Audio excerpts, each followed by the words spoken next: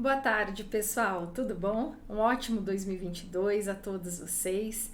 E vamos iniciar nossos trabalhos, que já faz um tempo que eu não gravo um videozinho para trazer informações do IPRESB, né? Para quem não se recorda, eu sou a professora Lilian Rampazzo, conselheira administrativa, que já estou há alguns anos no IPRESB e permanecerei ali pelos próximos 3.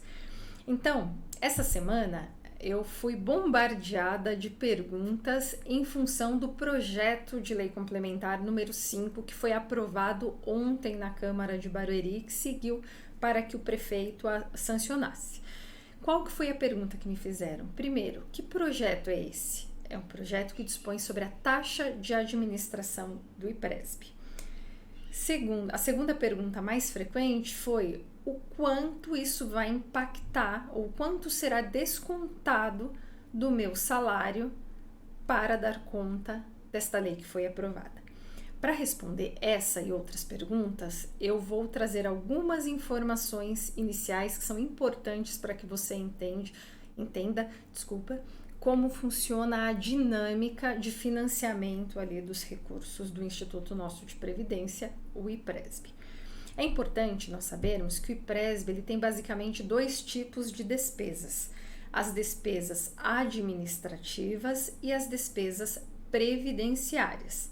Por despesa administrativa, entende toda aquela que serve para pagar pessoal, então todos os funcionários do IPRESB que lá trabalham são custeados por essa despesa.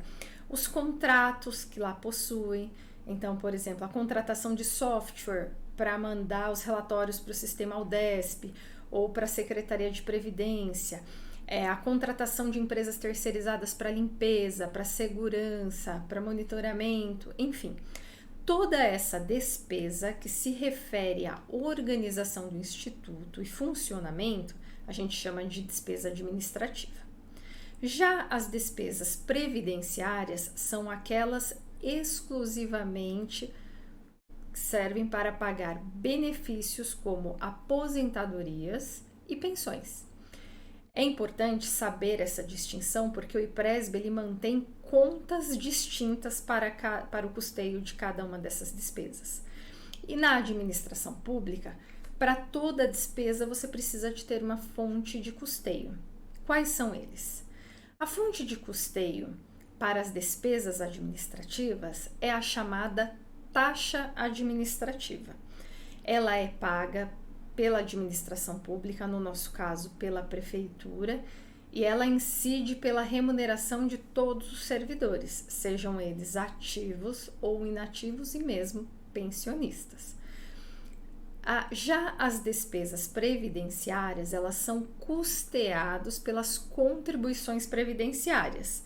De um lado temos a contribuição do servidor, que é feito em alíquotas progressivas que vão ali de 7,5% a 14%, a depender da faixa salarial que ele receba, mais 16,99%, que é a chamada alíquota patronal, que essa é exclusiva do ente, que é pago ali pela Prefeitura Municipal de Barueri, pela FIEB, pela Câmara e pelo IPRESB. Então é importante a gente fazer essa distinção, porque a lei que foi aprovada ontem, ela se refere única e exclusivamente à taxa administrativa, portanto, aos valores, aos recursos que são pagos única e exclusivamente pela prefeitura. Então, você, servidor, não terá impacto financeiro com relação a esse tema. O que é importante a gente entender de tudo isso? Por que essa lei ela precisou ser feita e ser aprovada a toque de caixa? Desde 2020, a Secretaria da Previdência, que é um órgão do governo federal, expediu uma portaria, que é a 19.451, se eu não me engano, e lá ela é clara que o RPPS, né, os Institutos de Previdências Municipais ou estaduais, eles precisam se adequar às normas dessa portaria para que tenha o seu certificado de regularidade previdenciária renovado. E por que isso é importante? O certificado de regularidade previdenciária, também conhecido como CRP, é como se fosse um carimbo que atesta que o nosso instituto ele cumpre com todos os requisitos legais ali demandados pela Secretaria da Previdência. Logo, o município não sofre sanções do tipo de deixar de receber recursos federais.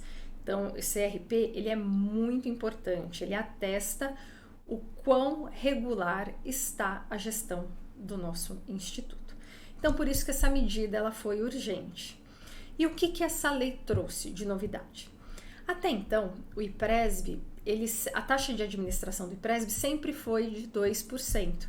Então, a prefeitura mensalmente repassava ao IPRESB, junto com a taxa de administração, a alíquota patronal, o que dava ali 2% de taxa de administração, mais 16,99% de alíquota patronal, perfazendo os 18,99% sobre o salário de todos os servidores efetivos ali do município.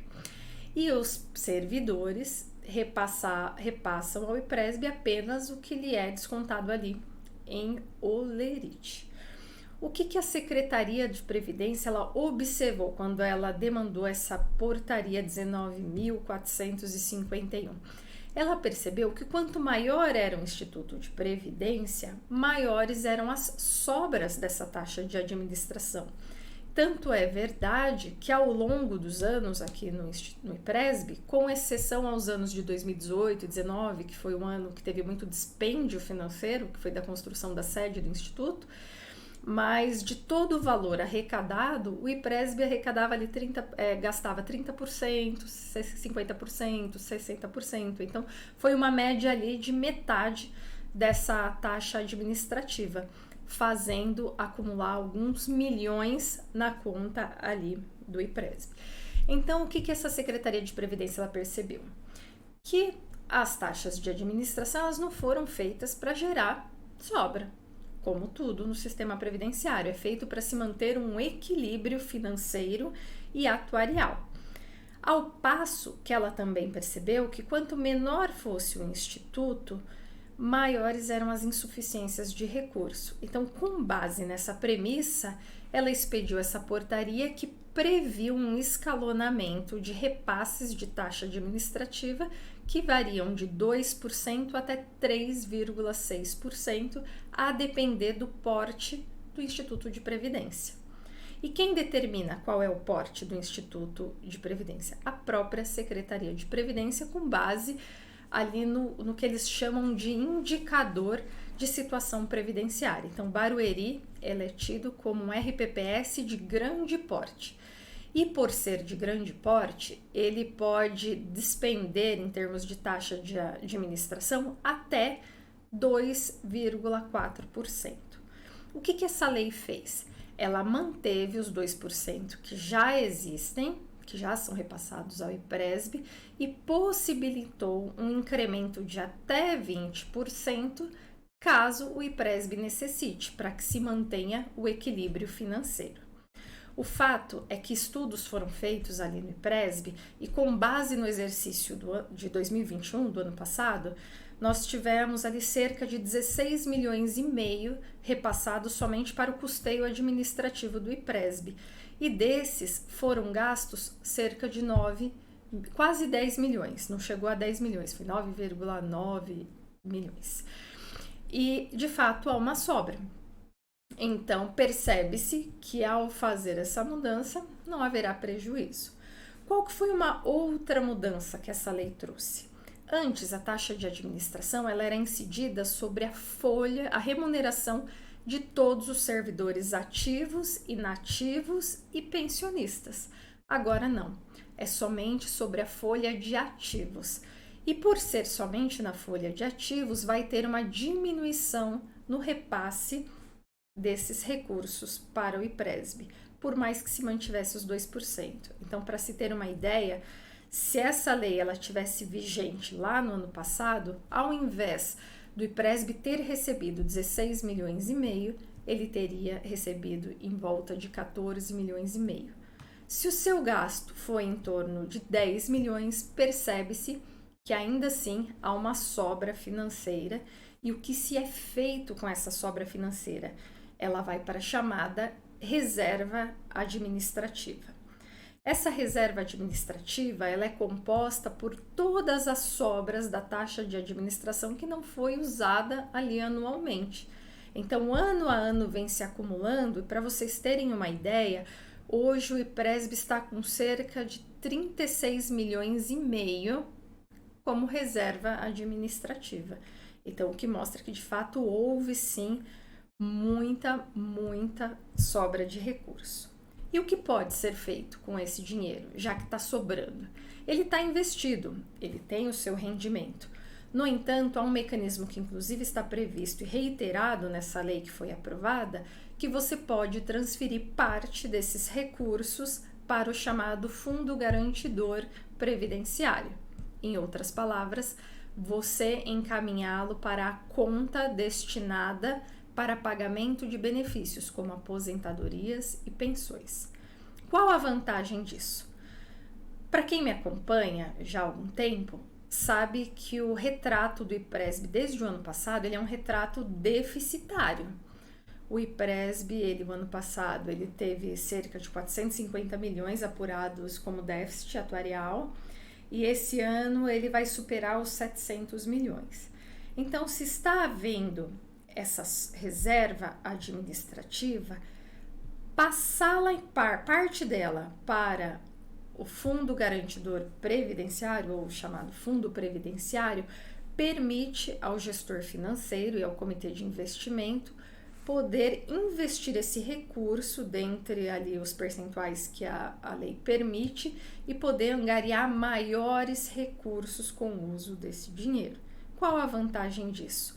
Diminui o nosso déficit previdenciário.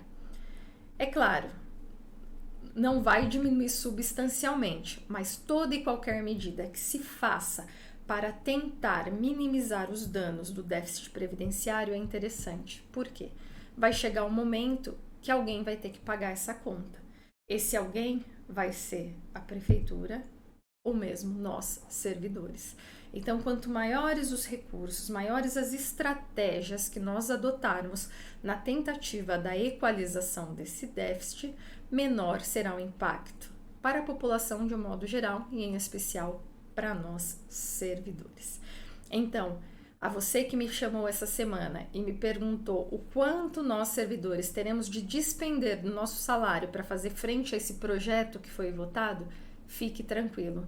Nada vai mudar com relação aos nossos descontos, porque se trata de uma taxa de administração que é paga única e exclusivamente pela administração municipal, pelos entes empregadores.